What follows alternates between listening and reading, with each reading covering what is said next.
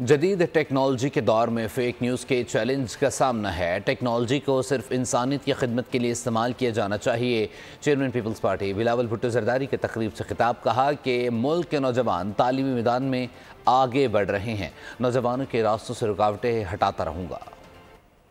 मैं आज के ग्रेजुएटिंग क्लास को और उनको वालिदैन को मुबारकबाद देना चाहूँगा। While we address the challenges of the natural world, we must also turn our attention to the digital one. We live in an age defined by technology, a time when information travels faster than ever and opportunities are as vast as the digital networks we create. Yet with the rapid progress comes a set of challenges we cannot ignore. Data privacy, digital misinformation, cybercrimes.